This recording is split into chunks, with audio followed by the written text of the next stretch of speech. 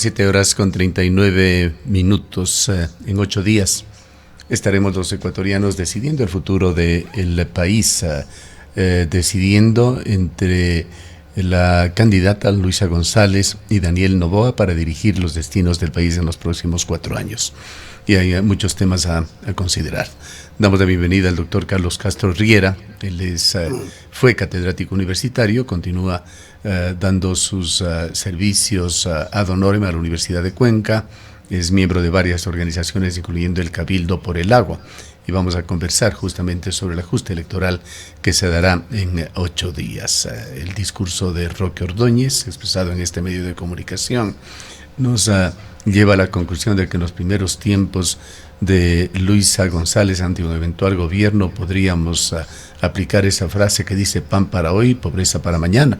Pues no entendemos cómo, con la utilización desenfadada, tal como lo propone Roque Ordóñez, por voluntad política, dice, de las reservas internacionales, el Ecuador pueda seguir funcionando en los esquemas que tiene hoy. Él lo justifica en que es dinero de los ecuatorianos, dice, y que serán invertidos en seguridad, salud, educación, a cambio del dinero de los ecuatorianos, incluyendo los depósitos bancarios. ¿Qué opina de esta situación, doctor Castro?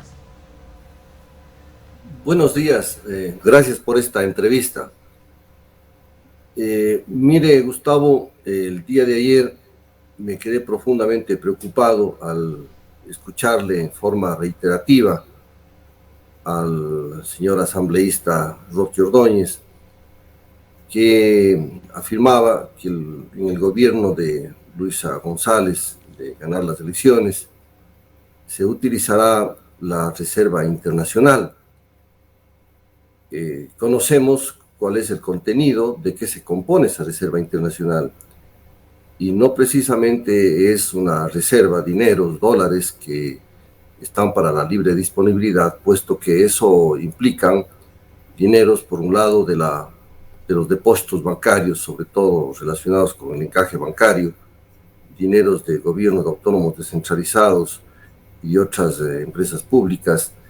Están ahí reservados dineros de cuentas nacionales que tienen que ver con el presupuesto del Estado para fines específicos de instituciones públicas, y por lo tanto no puede ser posible que se pretenda utilizar aquella reserva internacional para fines del gasto público, para fines que tienen que ver con el programa político de un gobierno, es decir, para fines de medidas populistas, o si usted quiere, para fines de bienestar social, Claro. pero que Es dinero tanto público como privado, dinero público que tiene un destino, que está canalizado a determinadas instituciones y a determinados propósitos, y dinero privado que tiene dueño, que somos los ecuatorianos de a pie y el empresariado. Claro, los depósitos bancarios, tanto en lo que se refiere a cuentas de ahorro, cuentas corrientes, pólizas de acumulación y otros certificados, fondos que maneja la banca, están relacionados con justamente dineros privados. Imagínese usted lo que sería utilizar ese encaje bancario que tienen las diferentes instituciones financieras para fines específicos del gobierno, sobre todo para el cumplimiento de determinadas ofertas electorales, y luego querer comparar entonces la realidad actual del gobierno de Noboa con una supuesta realidad de bienestar creada artificiosamente con la utilización de dineros que no puede definitivamente utilizar y disponer libremente el gobierno, pero que momentáneamente crearían una sensación de bienestar, pero que mañana implicaría un desastre económico total para el país, al esfumarse en definitiva, al no garantizarse los dineros privados que van a ser en definitiva, o podrían ser en definitiva, dilapidados por el gobierno nacional. Eso es una cosa gravísima. Mucho se ha hablado en esta campaña también de la dolarización. Ha habido todo tipo de declaraciones, se ha desempolvado documentos del pasado, se han refrescado a través de la magia de la comunicación que se tiene, declaraciones que dichas hace algunos años podrían haber estado fuera de contexto, pero al final se ha caído en una serie de contradicciones que dejan en un estado de confusión a la ciudadanía qué es lo que puede suceder. La dolarización tiene que darse con un sistema económico estable.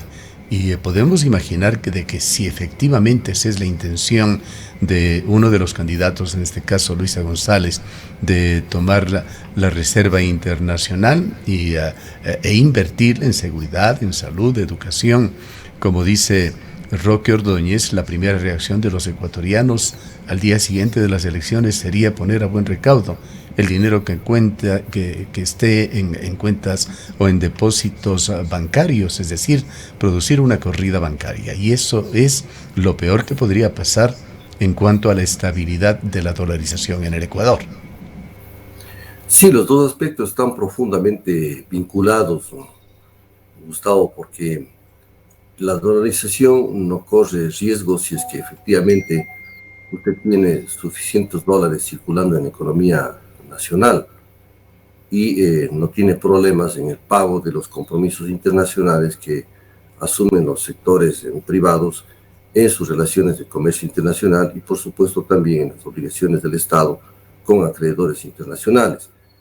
Pero si es que usted va a utilizar dineros de la Reserva Internacional que tienen que ver con fondos privados inclusive, imagínese usted la corrida de fondos que pueden darse si es que hay tiempo inclusive para retirar esos dineros de la banca. Y entonces, de por sí solo ese anuncio crea una enorme angustia e inseguridad.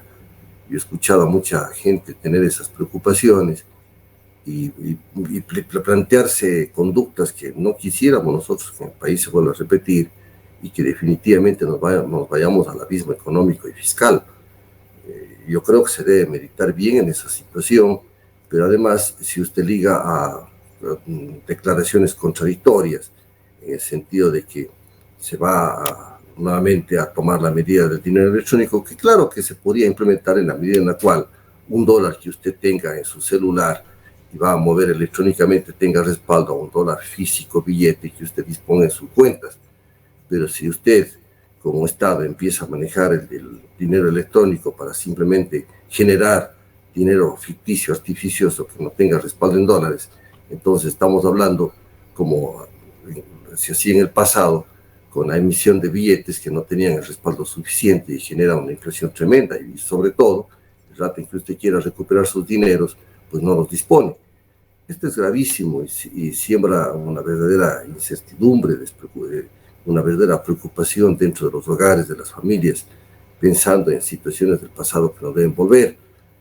Y realmente esta situación no se esclarece porque han sido constantes las declaraciones, en un caso hablando de los ecuadólares, el tema nuevamente del dinero electrónico, el tema de declaraciones inclusive internacionales de desconfianza respecto del dólar, como la famosa entrevista sostenida entre Correa y el señor Patiño, que determina que hay una voluntad de echar mano de esas medidas, es decir, por un lado, que le digan a usted que van a tomar dinero de la Reserva Internacional que no puede disponerse libremente un gobierno. De otro lado, hablar, ¿no es cierto?, del tema del dinero electrónico. Y de otro lado, tener declaraciones internacionales que en definitiva ponen dudas respecto del dólar. Usted saca como conclusión que efectivamente van a asumirse esas medidas, aunque constantemente se desdigan, pero hay declaraciones, por otro lado, que reiteran en lo mismo. Entonces, ¿en qué quedamos? Esto siembra una terrible incertidumbre y genera graves destragos desde ya a la economía nacional, por supuesto al Estado ecuatoriano, ¿no?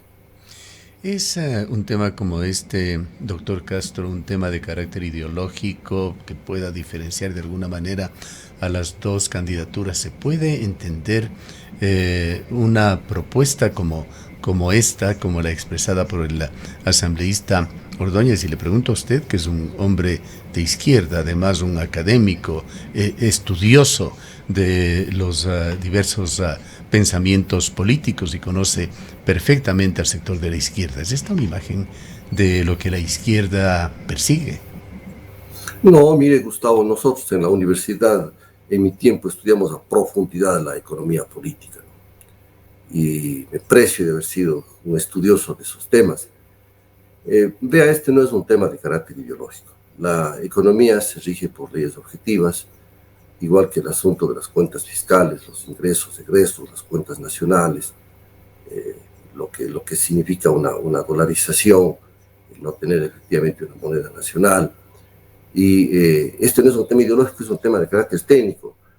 Si usted tiene una reserva internacional que tiene una determinada composición de dineros provenientes de depósitos bancarios, que son depósitos privados, de diferentes padres, madres de familia, personas, etcétera, individuales, que tienen sus depósitos aquí, y el sistema bancario tiene una determinada cantidad de esos depósitos como encaje bancario, como respaldo mínimo, etcétera. Y si cualquier gobierno de turno va a disponer de esos dineros como si fueran dineros propios del gobierno, pues ¿eso qué significa? Eso significa tomar dineros ajenos, y los ahorros que tienen las familias ecuatorianas se van a esfumar. Eso es así definitivamente, por más que se diga que después del Estado, ¿de dónde, Gustavo? En la circunstancia que las cuentas fiscales están, la caja fiscal es de hecho un desastre. ¿De dónde se va a reponer aquello? Es decir, nuevamente, ¿no es cierto?, tomar dinero, raspar la olla, como se hizo en el pasado, tomar dineros del Instituto Ecuatoriano de Seguridad Social como si fuese una caja chica, vaciar dineros, entregar papeles sin respaldo alguno, volver en definitiva a raspar la olla de todas las cuentas de donde el Estado puede encontrar el último centavo sin que usted pueda encontrar después posibilidades de que se reponga aquello. Es algo terrible. El pasado debe servirnos para asumir experiencias, de tal manera que este no es un tema ideológico, esto no es un tema de que eso caracterice a la izquierda o a la derecha. Una posición de izquierda no puede ser una posición irresponsable de un manejo de la economía, sabiendo que en la economía hay inclusive leyes objetivas que están más allá de la voluntad de las personas, y que hay aspectos técnicos y del manejo de los presupuestos. Entonces, esto no es un tema ideológico de que usted pueda pretender que una posición de izquierda es hacer lo que dé la regalada gana con los dineros privados. ¿Qué pasó? Pues es un tema de responsabilidad política, el saber manejar los dineros de los privados, los dineros públicos, los ingresos nacionales.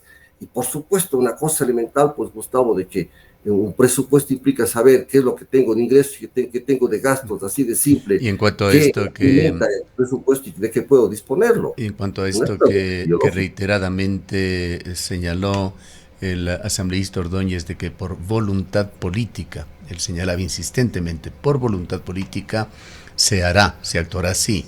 Es un pensamiento democrático, es eso, creer que por verse favorecido eventualmente por el voto popular se tiene un cheque en blanco en la mano para disponer de lo público y de lo privado. La voluntad política tiene que asentarse sobre razonamientos y condiciones objetivas.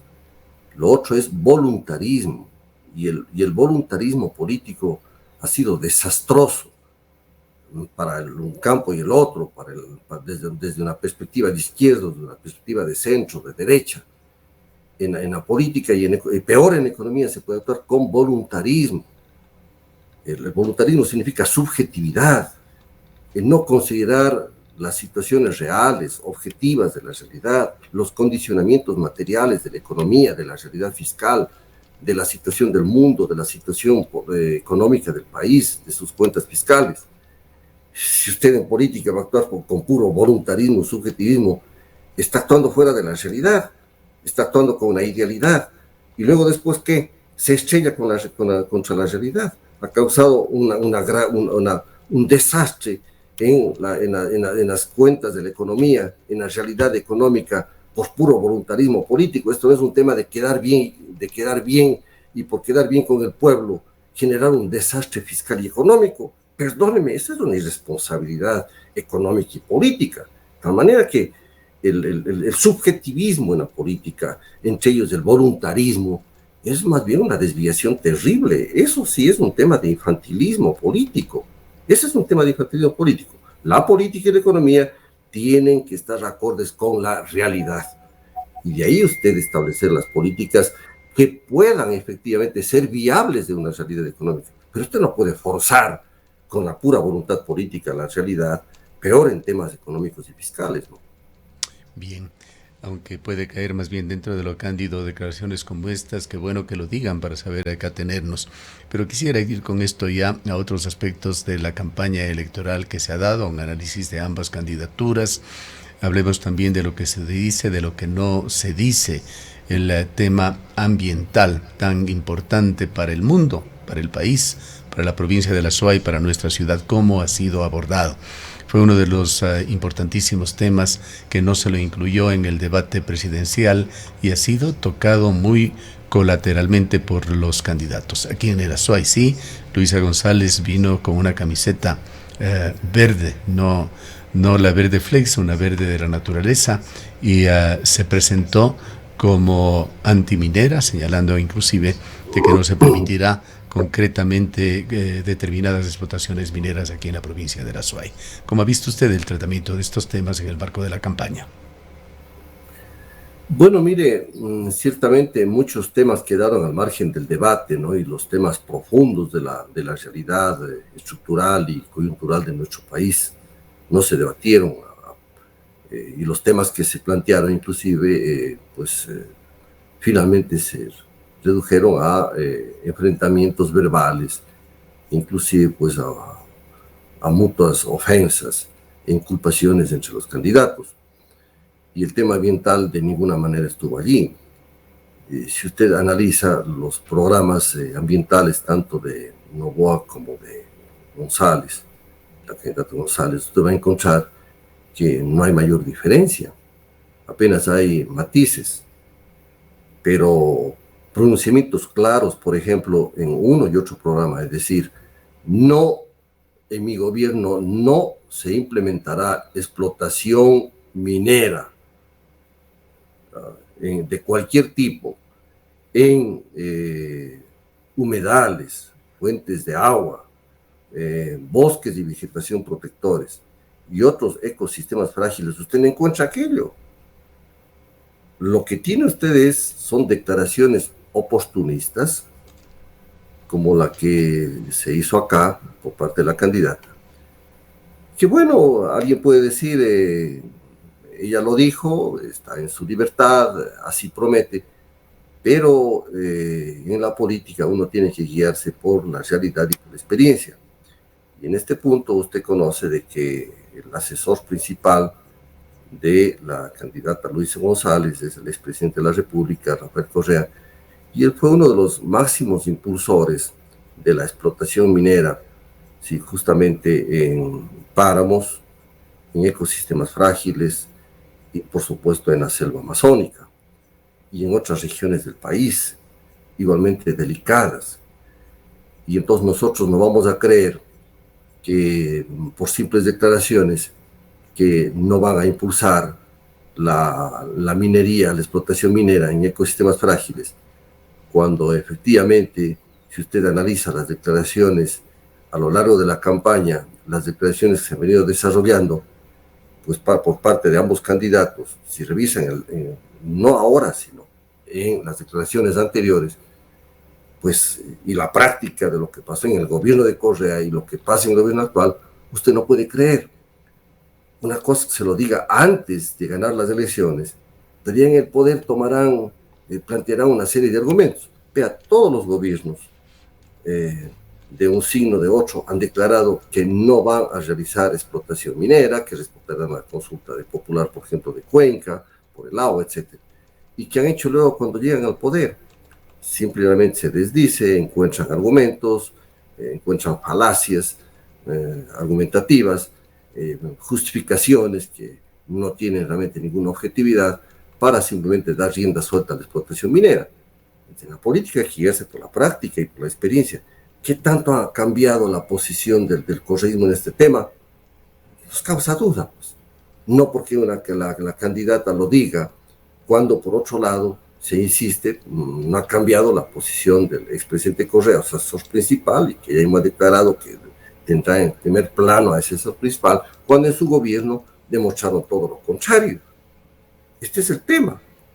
y ahora, ¿no es cierto?, rato menos pensado, cambian por el tema de captar votos de personas de conciencia ecológica, ambientalista, que existen, además de diferentes ideologías políticas, pero que están de acuerdo en la defensa del agua de Cuenca, tratar de captar esos votos. Esas declaraciones electoreras no son creíbles. En cuanto al actual gobierno, nosotros ya sabemos que el actual gobierno pues ha tenido una línea de impulsar el extractivismo minero. Nosotros como Cabildo del Agua nos hemos enfrentado justamente a los últimos intentos de realizar estas consultas ambientales, estas consultas previas truchas, artificiosas, mañosas, para sacar a toda costa la explotación minera en Quimsacocha, y nosotros les hemos enfrentado con la ética y el derecho en la mano. Entonces, no vamos a creer, pues, Gustavo, de que por una simple declaración que se diga en las elecciones y que no da cuenta de la práctica del gobierno correísta en el pasado, vamos a caer nosotros en la trampa de creerle así por así. La realidad es que cualquiera de los dos candidatos que gane, cualquiera de los dos gobiernos que se conformen, no podemos permitir en Cuenca la explotación de Quimsacocha o cualquier otro proyecto minero que ponga en riesgo nuestras fuentes de agua. Así es, por ventaja hemos escuchado a muchos asambleístas, inclusive electos, de que efectivamente ese tema no es negociable. Ese tema es de Cuenca, de los habitantes de Cuenca, y que más allá de cualquier posición política, ideológica, partidaria, allí tenemos que cerrar filas todos, sin distinción, porque se trata de un tema de interés de los habitantes de Cuenca. Por ello es que, Gustavo, y aprovecho el espacio para reiterar, nosotros en el Cabildo Popular por el Agua de Cuenca no hacemos ninguna distinción ideológica o política para la lucha por la defensa del agua para los habitantes de Cuenca. Ese es un interés común, que lo tratamos como frente único, y no toleramos que nadie pretenda identificar al Cabildo Popular por el Agua de Cuenca con tal o cual posición ideológica. Este no es un tema de izquierda o derecha. Aquí necesita el agua para beber, para la producción, para la alimentación, para la sobrealimentaria. Gente de izquierda, de derecha, de centro, aquí no interviene ideología. Aquí es un tema de defensa de los intereses estratégicos de Cuenca y de sus habitantes. Esto tiene que dar claro. Y esto no puede estar sujeto a manipulaciones, a querer manosear esta aspiración de los cuencanos como un tema electoral. Clarísimo, Gustavo. Ningún candidato, ni el uno ni el otro, así sea de izquierda, de centro, centro-izquierda, no tienen derecho a manipular a última hora estos temas ambientales. Lo que queremos es nosotros acciones de respeto a los habitantes de Cuenca, a los intereses estratégicos de Cuenca. Y eso está más allá de cualquier posición electoral, de cualquier posición ideológica. Esto tiene que ser clarísimo, Gustavo. Estamos, doctor Castro, entrando en una situación, estamos ya adentro, diríamos, ya no es que estamos entrando, se está viviendo en el mundo una situación totalmente particular en donde van primando, hablando de medio ambiente, esas teorías negacionistas. El señor Trump niega el calentamiento global, ha desensamblado en gran medida a la NOAA, una institución de diagnóstico del clima a nivel mundial y de estudio de estos fenómenos. Se han cortado fondos por doquier, incluyendo aquellos que se dedicaban también a estudio del calentamiento global. Es una situación bastante compleja la que se avecina. Gustavo, la humanidad vive una suerte de locura civilizatoria final, la idiotez, la estupidez avanza en el mundo, la irracionalidad, los signos de un planeta que evidencia los estragos de una acción desastrosa del ser humano, de arrasar, violar constantemente estructuras y sistemas funcionales de la naturaleza, nos ha llevado ya a un borde del precipicio a la humanidad, y sufrimos los estragos del cambio climático, los estragos del calentamiento global, etcétera, de este cataclismo ambiental mundial. Y vea usted, en circunstancias donde el mundo avanza en una suerte de suicidio colectivo, pues se ahondan estas declaraciones, estas actitudes, estas conductas propias de locos. Es una locura el renegar el día de hoy, dejar de creer, pretender que el tema del calentamiento global, el cambio climático, Es un problema ideal sacado de la cabeza de alguien cuando es la comunidad científica internacional la que con pruebas en la mano, con investigaciones, pues señala a dónde vamos. Lo que vamos es a la liquidación de la vida en el planeta en forma anticipada. Y vea usted, acá mismo sufrimos, ¿no es cierto?, el tema de la sequía, la falta de lluvias, la alteración total del clima. Y sin embargo, en plena sequía, seguían dando pasos para hacer actividad minera en los páramos, Gustavo. ¿Cómo entiende usted esa locura, esa perfecta estupidez? Porque no encuentro otra palabra. De tal manera que sí, es una locura civilizatoria propio de la crisis final de estas civilizaciones destructoras, y eso ha ocurrido en diferentes épocas, pero estamos a tiempo. Esperemos que la conciencia local, regional, latinoamericana, mundial, se reponga, que asumamos conciencia, que dejemos esta locura, esta irracionalidad, y que salvemos la casa común, salvemos el planeta, que veamos que hay cuestiones, aspectos fundamentales, que el agua y la alimentación es fundamental para los pueblos.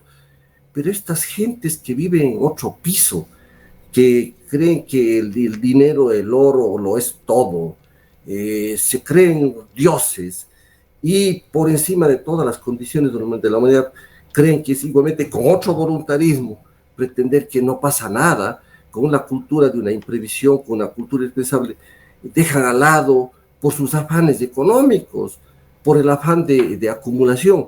Es una situación desastrosa, Gustavo, de la conciencia mundial hoy. Esperemos que esto cambie, porque todo el dinero del mundo, toda la acumulación económica del mundo, no puede contra el riesgo de poner en peligro la vida misma de todos los seres vivos, y peor, ir desecando las fuentes de agua. Y los países pequeños en el mundo, con una pequeña economía como Ecuador, como papeles en el viento o en un terreno minado. Un panorama bastante indescifrable se crea también con esta guerra comercial, una situación en la que países, reitero, con una economía pequeña o insignificante, no vamos a ser actores activos sino pasivos. Ecuador va a tener que moverse con enorme sagacidad, sabiduría, con mucha inteligencia. Recuerde usted, Gustavo, que en alguna otra entrevista había planteado el hecho de que cada vez el mundo, el destino del mundo, de la humanidad, de la economía, está sujeto a 3 o 4 grandes centros imperiales en el mundo, grandes centros económicos. Y veo hoy que se desata una guerra arancelaria brutal que termina afectando globalmente.